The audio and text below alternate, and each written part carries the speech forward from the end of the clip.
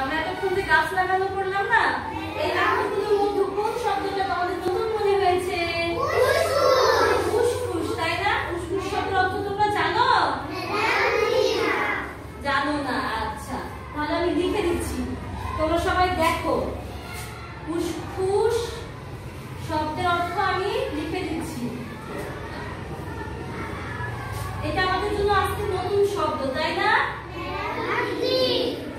আচ্ছা, এই যে আমি লিখেছি ফুসফুস। আচ্ছা বলো তো এটা কি লিখেছি? কে বলতে পারবে? হাত তোলো। আচ্ছা, এইটা কে বলতে পারবে? মাসুরা বলো তো কি লিখেছি? অস্থিরতা। বলো ফুসফুস মানে অস্থিরতা। ফুসফুস মানে অস্থিরতা। ফুসফুস মানে অস্থিরতা। আচ্ছা, দ্রুত ফুসফুস মানে অস্থিরতা। এটা খাতায় লিখে ফেলো তো সবাই, দ্রুত লিখে ফেলো।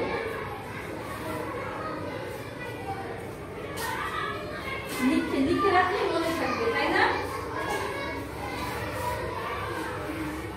সবাই লিখছো তো? হ্যাঁ, সবাই লেখো বাবারা।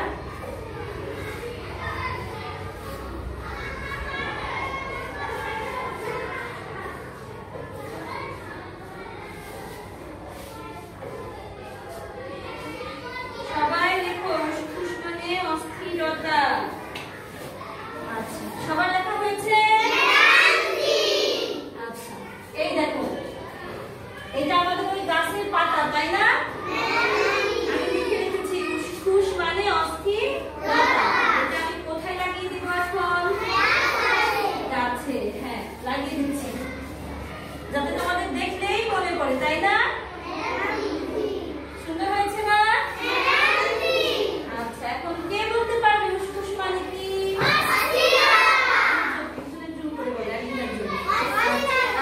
আচ্ছা, ইয়া দাঁড়াও তো, বলো তো ফুসফুস মানে কি? অস্থিরতা।